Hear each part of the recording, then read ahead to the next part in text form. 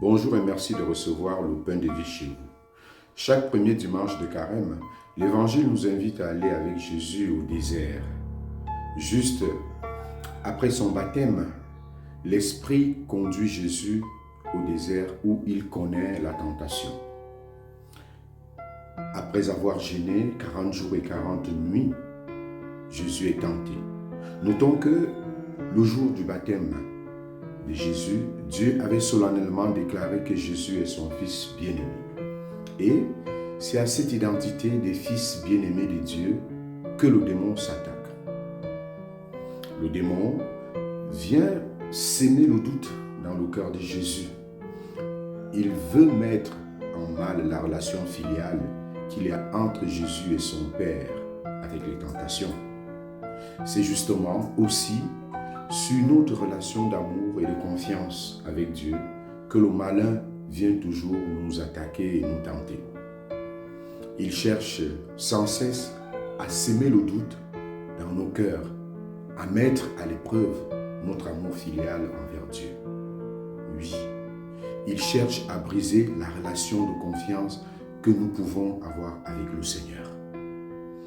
Dans la tentation, le malin vient toujours pour nous détourner de la bienveillance de Dieu qui est la source de notre vie. Il procède alors par les mensonges et les ruses comme à la Genèse. Les trois tentations de Jésus, la voix, le plaisir, le pouvoir, auxquelles fait face Jésus, sont des tentations communes à chacun de nous. Comme Jésus, nous sommes invités à vaincre nos tentations. Nous pouvons les vaincre en Jésus-Christ, car Jésus est celui qui nous donne la victoire.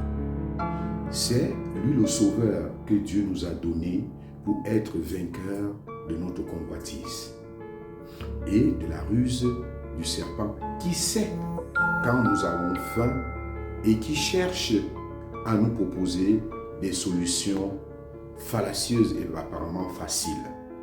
Une fois son objectif atteint, une fois qu'il nous possède, il nous laisse tomber.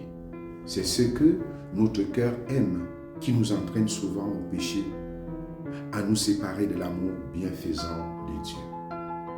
Pour déjouer les tentations, Jésus se sert de la parole de Dieu. La parole est donc une arme pour le combat contre les forces du mal. Méditer la parole nous rend forts contre la tentation.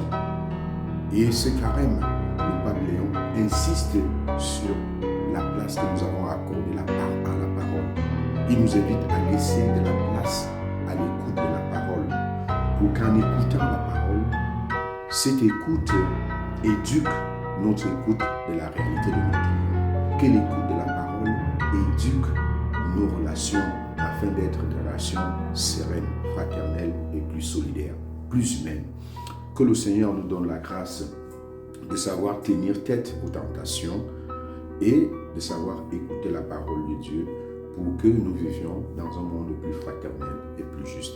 À tous et à chacun, nous souhaitons un très bon premier dimanche de carême.